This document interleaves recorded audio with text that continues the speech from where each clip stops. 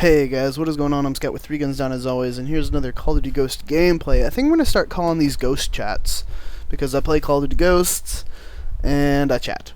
And then the other one, Dark Souls, we're going to start calling that Dark Souls Chat. Or I don't know, we'll figure out some crafty name for it, but I like Ghost Chat for this one. Makes more sense. I hadn't played this game in a bit. The last time I played it was a couple days ago when I got the gameplay, posted it, and, you know, not playing it for a couple days, coming back, picking it up, being out of practice. God, the problems I see in this game I don't even want to talk about. We're not actually going to talk that much about Call of Duty Ghosts today. But, you know, the one thing I want to say is that everybody used to rag on Call of Duty for being the same every year, and I was right there with them. Innovate the game. Make it better. Give us new stuff that we really care about, that we really want to see, that's really new and really interesting, and they just didn't do it.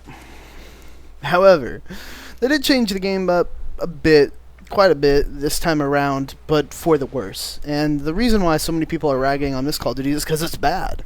This is a very bad Call of Duty. For a game to work good for the casual audience and the more hardcore audience, it has to work good in a competitive sense.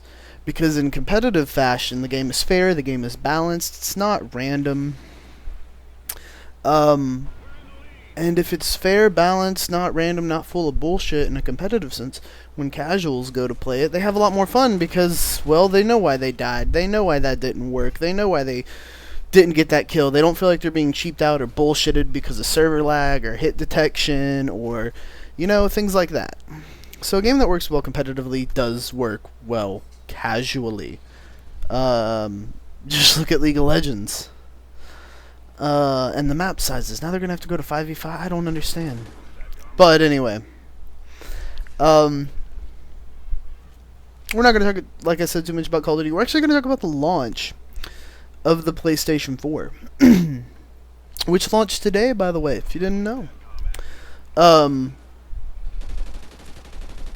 You know, there have been some PlayStations out there in the wild that have had some problems.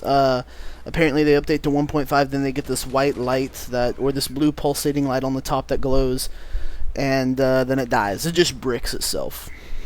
Apparently it's only about 0.4% is what Sony thinks at the moment, but it could be a lot more. This might be Sony's red ring of death. I don't know if it is or isn't, but this could be a lot more. And, you know, I want both consoles to do well. I want both consoles to sell well. I used to be a hardcore Xbox fanboy, and the reason for me being a hardcore Xbox fanboy was because of Halo. Halo was the reason I got hardcore, like, really into gaming in my childhood. I got that for my birthday the year it came out, so what that was, God knows how many years ago. I was like 7, 8. And it was awesome to me. It was fucking cool as hell. Right? And, you know, that's one of the real reasons why I've stuck so heavily into gaming in the late future is because of Halo itself. And Halo is still one of the best series, in my opinion, as long as we ignore Halo Reach and Halo 4. But, you know, that was the reason I got hardcore into gaming. So I was a hardcore Microsoft fanboy at one point. Now, where I'm getting more into PC gaming, and I'm looking at consoles more for their exclusives like Forza, like Titanfall, like Halo, like Infamous, like, well, Metal Gear Solid is not technically a console exclusive anymore. Or it's not exclusive to the PlayStation 4, I should say. But GTA is exclusive to consoles. You know, that's the reason why I look at consoles now, because I play a huge variety of games. I don't just stick to one game. I mean, my library is ridiculously huge. And so, I want to see both fail or both succeed. But I do want to see one do better than the other, and there is a very good reason for that. I want to see one console do better than the other because they need to. It needs to create competition. There needs to be competition within the console market. That we need these console wars. A lot of people hate, console wars, you know, why do all these fanboys have to bitch? We need console wars. If we didn't have console wars, if they just put the consoles out there and everyone was like, okay, it's a console. Man, I mean, Sony and Microsoft, neither one of them would give a fuck about what they made. They would just post some, they'd give out some shit, and you'd be forced to buy it if you wanted to play consoles. There's nothing you can do about that. So we need console wars. We really, really do. It forces them to try to be better than the other, and that's really good competition. It makes the consoles better for the people that buy it. It makes them progress better in the future. But the launch of the PlayStation 4, you know, I haven't got one yet. I will. I hope to have one by late December. Or as early as I can get my hands on one, because I have the money, I just can't find one. I'm gonna go check at GameStop and Walmart today to see if they have any extras. The probability is new, but they might. You never know. So anyway, Sony has done something that's kind of shady, especially for the people that create videos and produce content on the internet and do reviews. Which, as far as I know, they've patched it so it doesn't happen anymore, but it was that you could not actually use a capture card to get content from your PlayStation. The only way you could do this with a PlayStation 4 was to send it through Twitch or to Facebook, and that was it. And for gaming media news outlets, that really affects them, like Revision 3 Games, which has Adam Sessler, who is one of my absolute favorite gaming journalists there is. Marcus Beer, Annoyed Gamer, he's another one of my other favorites. And so this would have really affected them in their ability to actually create news on gaming media.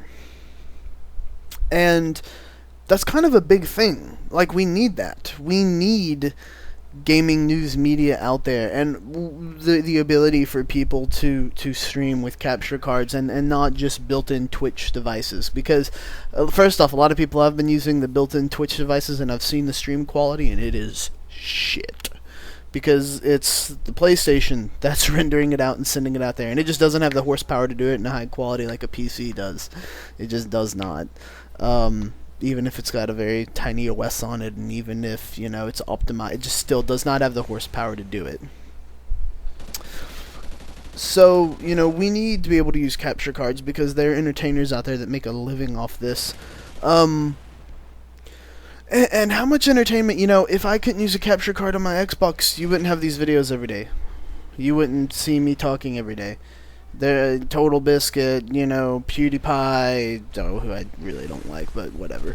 CNNers, who I actually do like. All of them, well, actually, CNNers is a lot of PC shit. Never mind. But you get what I'm talking about. If there were capture cards here, they couldn't do this. Or if you couldn't use the capture card on the system, they couldn't do this. There wouldn't be any gameplay out there of Infamous Second Son other than what Sony released.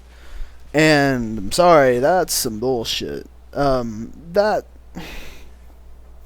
really shady to me, because it puts all the media that goes out there about their games completely in their hands.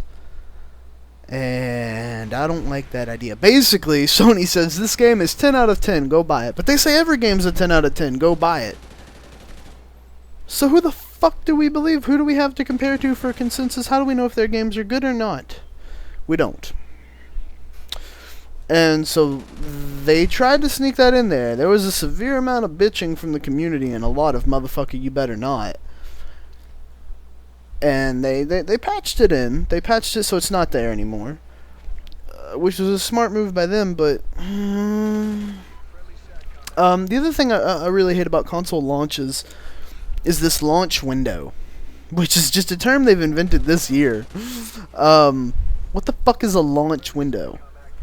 No, there's not a launch window. Look, the game either comes out on launch day or it doesn't fucking come out on launch day. There's no launch window, jackasses. You just like the term launch in front of it because it makes a console sound good. No, it comes out on launch or it does not. That is all there is. I mean, launch window? Are you fucking me? No. And that's really trying them to play up that, well, we don't actually have any games for this right now, so we're going to call this a launch window, and we have games in this launch window. And so they can say they have 20 games in their launch window, which sounds really, really good, right? But it's not, because it's 20 games over the next 6 months to a year. It's not a very good thing, not a very good practice. The other thing, the other thing is, this pertains to those launch windows. Why do we have those launch windows? I would rather them wait a year and release the PlayStation 4 with 20 games, 20 badass games from, Guerrilla, Infamous Second Son, Destiny, Titanfall on the Xbox. Why not wait another year and release with 25 awesome AAA 5-star games, 10 out of 10 fucking amazing games? I'd so much rather them do that than release it on launch day and there's like 3 games, which there's Knack, Killzone, and something else, I don't know. And then there's some indie games, Rosinga. There's like 10 games in total right now for the PlayStation 10, not a lot.